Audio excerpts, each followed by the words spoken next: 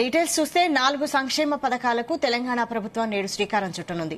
Republic day నేటి నుంచి రైతు భరోసా, ఇందిరమ్మ ఇళ్లు, రేషన్ కార్డులు, ఇందిరమ్మ ఆత్మీయ భరోసా పథకాలను ప్రారంభిస్తోంది. హైదరాబాద్ నగరం మినహా మిగిలిన 606 మండలాల్లోని ఒక్కో గ్రామంలో 4 పథకాలకు అర్హులైన లబ్దిదారులందరికీ ఈ పథకాలను పంపిణీ చేయాలని ప్రభుత్వం నిర్ణయించింది. ఎంపిక చేసిన గ్రామాల్లో ప్రజాప్రతినిధుల సమక్షంలో మధ్యాహ్నం 1 గంటకు పథకాల ప్రారంభోత్సవం జరుగుతుంది. లక్షల్లో దరఖాస్తులు వచ్చినందున ఆదివారం నుంచి మార్చి వరకు లబ్దిదారుల గుర్తింపు ప్రక్రియ నిరంతరం కొనసాగుతుందని ప్రభుత్వం తెలిపింది. ఇక నారాయణపేట జిల్లా కోస్గి మండలం చంద్రవంచ గ్రామంలో జరిగే కార్యక్రమంలో సీఎం రేవంత్ రెడ్డి ప్రభుత్వ పథకాలను ప్రారంభిస్తారు.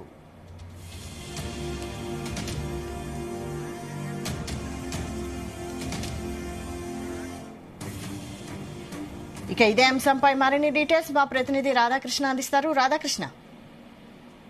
Good morning Vaishali. రాష్ట్ర ప్రభుత్వం ఈ రోజు కొత్తగా గణతంత్ర దినోత్సవం సందర్భంగా 4 కొత్త పథకాలను ప్రారంభించబోతోంది. అయితే ఇప్పటి గతంలో కొన్ని ఈ పథకాలు ఉన్నప్పటికీ వాటి పేరు మార్చి మరీ తిరిగి ప్రారంభోత్సవం చేయబోతోంది. ముఖ్యంగా ఎప్పుడెప్పుడు అని ఎదురు చూస్తున్న రైతులు, అంటే రైతు పెట్టుబడి సాయం సంబంధించిన రైతు భరోసా ఒకటి కాగా మరొకటి ఇల్లు లేని నిరుపేదలకు ఇచ్చే ఇందిరమ్మ ఇల్లు కావచ్చు, అదే విధంగా రైతు కూలీలకు ఇచ్చే ఇందిరమ్మ రైతు భరోసా.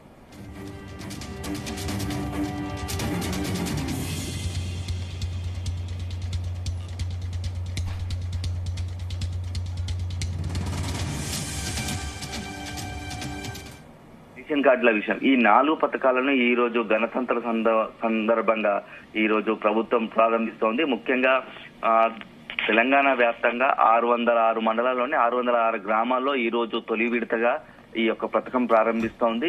ఇక్కడ నుంచి రెగ్యులర్ గా మార్చి వరకు నిరంతరం, అంటే దరఖాస్తు పెట్టుకున్న ప్రతి ఒక్క లబ్ధిదారుకి, ఎవరైతే దరఖాస్తు పెట్టుకున్నారో వారందరికీ నిజమైన అర్హులకు సంబంధించి ప్రతి ఒక్కరికి కూడా ఈ పథకాలు అందజేస్తామని ప్రభుత్వం చెబుతా ఉంది. ఇప్పటికే ఏంటంటే రైతు భరోసా చాలా ప్రతిష్టాత్మకంగా రాష్ట్ర ప్రభుత్వం తీసుకోంది. ప్రస్తుతం రాష్ట్ర ప్రభుత్వం కొద్దిగా బడ్జెట్ నిధులు ఇబ్బందికరంగా ఉన్నా మేము రైతు భరోసా ఇస్తున్నాము, మాకు రైతుల సంక్షేమం ముఖ్యమని చెప్పేసి ఇటు ప్రభుత్వ వర్గాలు చెబుతా ఉన్నాయి.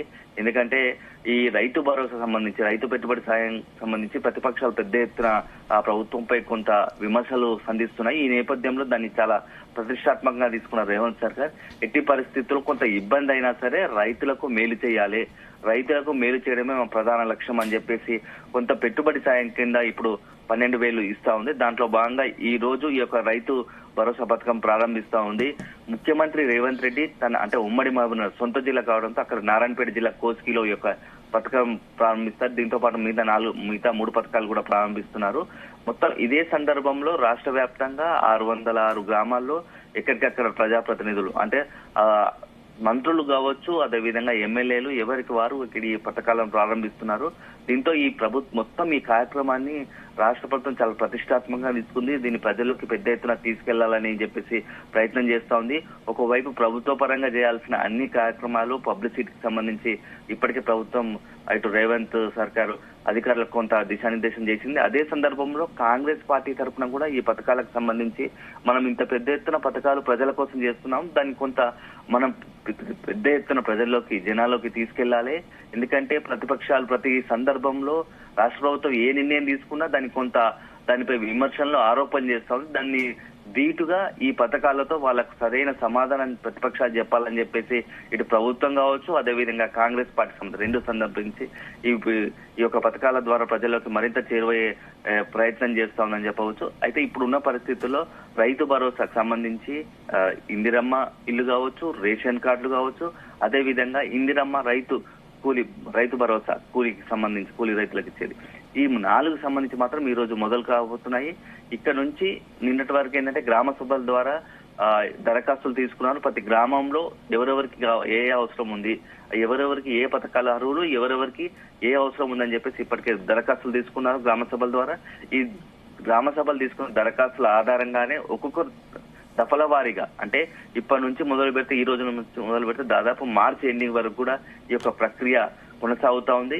అర్హులైన వారందరికి కూడా, ప్రతి ఒక్కరికి కూడా ఈ యొక్క పథకాలు అమలు చేస్తామని చెప్పి ప్రభుత్వం చెబుతా ఉంది, మంత్రులు చెబుతున్నారు. ఎందుకంటే దాదాపుగా 1,000 కోట్ల సంబంధించిన బడ్జెట్ నిధులు దీనికి సంబంధించి కేటాయించాల్సి వస్తుంది.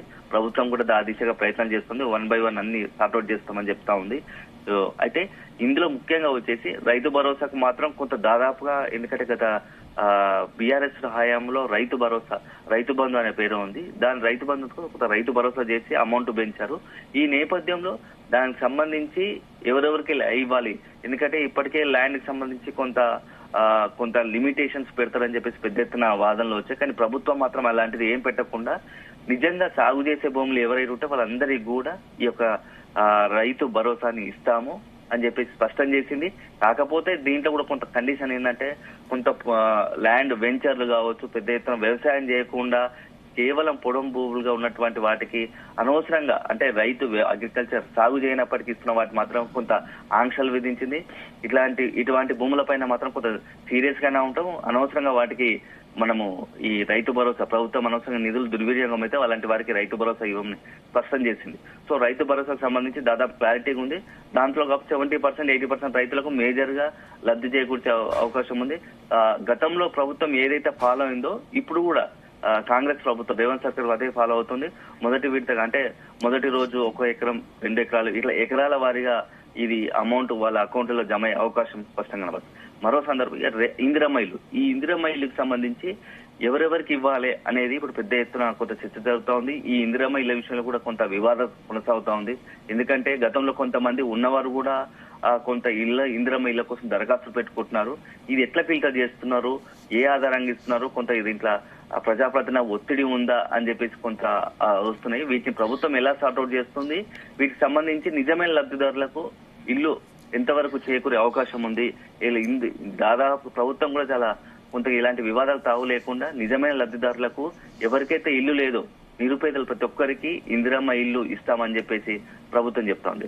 ఇక మరో విషయం రేషన్ కార్డుల అంశానికి సంబంధించి ఏళ్లుగా దాదాపుగా ఏంటంటే గత 10 సంవత్సరాల్లో బీఆర్ఎస్ హయాంలో రేషన్ కార్డులు ఇస్తామని ప్రకటించినప్పటికీ అది ఇయ్యలేకపోయింది. ఇప్పుడు కాంగ్రెస్ ప్రభుత్వం మాత్రం కొంత ముందుకు వచ్చి రేషన్ కార్డు ఇస్తామని అంటుంది. ఈ రేషన్ కార్డుల విషయంలో కూడా కొంత ప్రభుత్వం కొంత స్పష్టమైన విధానాన్ని అమలు చేయాలనుకుంటుంది. ఇప్పుడు ఏంటంటే కుటుంబ సభ్యులు కలిసిన వారు ఒక్కొక్క రేషన్ కార్డు ఉంటుంది, విడిపోయిన తర్వాత మళ్ళీ ఇంకొక రేషన్ కార్డు ఇవ్వాల్సి, అట్లాంటివి ఎక్కువ ఉన్నాయి. వీటిని ఎలా ఫిల్టర్ చేయాలి, ఎవరికి ఇవ్వాలి అని చెప్పేసి వస్తే ఇది కూడా రేషన్ కార్డు ప్రతి ఒక్కరికి ఇస్తాము, కాకపోతే కొంత టైం తీసుకుంటుంది. మొదటి దఫాగా ఏంటంటే మొత్తానికే రేషన్ కార్డులు ఎవరికైతే లేవో వారికి మొదటి దఫా ప్రయారిటీ ఉంటుంది. తర్వాత 1 by 1 వాళ్ళ రేషన్ కార్డులు కూడా ఇస్తామని చెప్తా ఉంది. మరొక ముఖ్య విషయం అన్నిటికంటే కాంగ్రెస్ ఏంటంటే ఈ రైతు కూలీలకు మాత్రం ఇచ్చే కొంత భరోసా, ఇందిరమ్మ భరోసా అనేది కావచ్చు, ఇది మాత్రం కొంత ఎలా ఇవ్వాలి, ఏం చేయాలని చెప్పేసి మాత్రం కొంత ఈ గ్రామ సభల ద్వారా, నిన్న మొన్న జరిగిన గ్రామ సభల ద్వారా కొంత సమాచారం తీసుకుంది. ఈ లబ్ధిదారుల ఎంపిక మాత్రం కొంత ప్రభుత్వానికి కావచ్చు, మొత్తంగా అంటే ఈ గ్రామ సభల అధికారులకు కొంత ఇబ్బందికరం అని చెప్పొచ్చు. ఎందుకంటే ఈ రైతు కూలీలు ఎవరు అనేది ఎట్లా నిర్ణయిస్తారు, వాళ్ళకి ఈ అమౌంట్ ఎలా చెల్లిస్తారు అనేది మొత్తం కొంత ఒక అస్పష్టంగా ఉంది. దీనిపైన కొంత ప్రభుత్వం మరింత కొంత స్పష్టమైన ఒక విధి విధానాలు ప్రకటిస్తే బాగుంటుందని చెప్పేసి అధికారుల నుంచి కావచ్చు, అదేవిధంగా ఇటు ప్రజల నుంచి కూడా ఒక డిమాండ్ వినబడుతోంది. మొత్తంగా ఈ రోజు కొత్తగా 4 సంక్షేమ పథకాలను ప్రభుత్వం రేవంత్ సర్కార్ ప్రారంభించబోతుంది. దీంతో కాంగ్రెస్ పార్టీలు కావచ్చు, రేవంత్ సర్కార్ ప్రభుత్వంలో కొంత ఆనందోత్సవాలు ఎన్నున్నాయి. ఎందుకంటే ప్రభుత్వం వచ్చిన తర్వాత దాదాపు ఏడాది తర్వాత ఇలా ఈ 4 పథకాలను లాంచ్ చేయబోతుంది. సో దీన్ని పెద్ద ఎత్తున చేయాలని నిర్ణయించింది ఇప్పటికే. ఎందుకంటే గణతంత్ర దినోత్సవం సందర్భంగా చేస్తామని చెప్పి గతంలోనే ముఖ్యమంత్రి రేవంత్ రెడ్డి ప్రెస్ మీట్ లో చెప్పారు. దాని ప్రకారమే ఈ రోజు పెద్ద ఎత్తున ఈ కార్యక్రమం రాష్ట్ర వ్యాప్తంగా నిర్వహిస్తున్నారు. 606 గ్రామాల్లో ఈరోజు తొలి రోజుకు సందర్భించి ఈ పథకాలు ప్రారంభిస్తాం. తదుపరి మిగతా కంటిన్యూగా ఈ ప్రాసెస్ కొనసాగుతోంది. ఒకవేళ ఎవరికైనా ఇంకా అనుమానాలు ఉన్నా కూడా వాటికి సంబంధించి దరఖాస్తులు కూడా స్వీకరిస్తామని కూడా ప్రభుత్వం చెప్తుంది. ఈ ఒక్క రోజుతో, రేపటితో, ఎల్లుండితో ఈ పథకాల సంబంధించిన లబ్ధిదారుల ఎంపిక అయిపోదు, పూర్తి కాదు, ఇది కొనసాగుతోంది. ఎవరు ఆందోళన చెందవద్దు. ప్రతి ఒక్కరికి నిజమైన లబ్ధిదారు ప్రతి ఒక్కరికి కూడా, అర్హులైన వారందరికీ కూడా ప్రభుత్వ సంక్షేమ పథకాలు అందజేస్తాము. ఆ ప్రజలు ఎలాంటి ఆందోళన చెందవద్దని చెప్పేసి ఇటు మంత్రులు చెప్తా ఉన్నారు, ప్రభుత్వం పదే చెప్తా ఉంది. సో మొత్తానికైతే ఈ రోజు కొంత ఈ యొక్క ప్రభుత్వం చేస్తున్న ఈ 4 పథకాల్లో కొంత ప్రజల నుంచి ఎలాంటి రియాక్షన్ వస్తుందో మాత్రం రేపటి నుంచి వేచి చూడాలి. ఎందుకంటే ఇప్పుడు ఈ రోజు వచ్చిన దాంట్లో, ఎందుకంటే నిన్న మొన్న జరిగిన గ్రామ సభలో కొంత ఇబ్బందికర పరిస్థితులు ఏర్పడి అక్కడక్కడ కొన్ని చోట్ల తీవ్ర నిరసనలు ప్రజల నుంచి ఆందోళన వ్యక్తమయ్యాయి. అధికారులు నిలదీసే ప్రయత్నం చేశారు, ప్రజలను నిలదీసే ప్రయత్నం చేశారు. ఎందుకంటే ఈ దరఖాస్తుల ప్రక్రియ ఏంది, ప్రతిసారి ఈ దరఖాస్తులు దరఖాస్తులు పెట్టుకోవాలి, ఎప్పుడు మాకు ఈ సంక్షేమ పథకాలు వస్తాయి అంటే ఇప్పుడు ఈ దరఖాస్తులు పెట్టుకుంటూ పోవాల్సిందేనా, సంక్షేమ పథకాలు మాకు అందవా అని చెప్పేసి కొంత ప్రజల నుంచి పెద్ద ఎత్తున తీవ్ర నిరసనలు వ్యక్తమై ఈ నేపథ్యంలో ఈ రోజు నుంచి ఈ పథకాల అమలు స్టార్ట్ కాబోతుంది. ఈ సందర్భంలో అసలు ఎవరికి అందుతాయి, ఎవరు రాదు, నెక్స్ట్ ఈ పథకాలు ఒకవేళ సంక్షేమ పథకాలు అందని వాళ్ళు నుంచి ఎలాంటి రియాక్షన్స్ వస్తాయో కూడా ప్రభుత్వం కొంత చాలా సీరియస్ గా దృష్టి పెట్టినా తెలుస్తుంది. అధికారుల నుంచి ఎప్పటికప్పుడు సమాచారం తీసుకున్న ప్రయత్నంలో ఉంది. అయితే కొంత ఈ అమలు సంక్షేమ పథకాలకు సంబంధించి ప్రభుత్వం ఇంకో ఒక విషయం కూడా చెప్తా ఉంది. దీంట్లో అసలు నిజమైన లబ్ధిదారులకు ఎలాంటి వాళ్ళు సజావుగా పథకాలు దరఖాస్తు పెట్టుకుంటున్నారు, సంక్షేమ పథకాలు తీసుకునే ప్రయత్నం చేస్తున్నారు. కానీ కొంత రాజకీయ నాయకులు ప్రతిపక్షాలు కావచ్చు కొంత ఇన్వాల్వ్మెంట్ అయ్యి కొంత ఈ విషయాన్ని అంతా గందరగోళం చేస్తుంది. కావాలని ప్రభుత్వాన్ని బదనాం చేసే ప్రక్రియ చేపడుతున్నారు. కాంగ్రెస్ ప్రభుత్వాన్ని కొంత ఇబ్బందికర పరిస్థితులు నెట్టే ప్రయత్నం చేస్తున్నారు. సో దీని ఎట్టి పరిస్థితులు ఉపేక్షించము, ప్రతిపక్షాల అన్నిటికీ సమాధానం ఇస్తాము, అర్హులైన ప్రతి ఒక్కరికి లబ్ధిదారులకు సంక్షేమ పథకాలు అందజేసి తీరుతాము అని చెప్పేసి ఇటు ప్రభుత్వ వర్గాలు చెప్తున్నాయి. అదే ఈ 4 సంక్షేమ పథకాలు అందుకుంటున్న ప్రజలకు ఎవరైతే లబ్ధిదారులో వాళ్ళందరికీ కూడా సీఎం రేవంత్ రెడ్డి ప్రత్యేకంగా శుభాకాంక్షలు కూడా తెలియజేస్తున్నారు. Vaishali. Right, thank you Radhakrishna.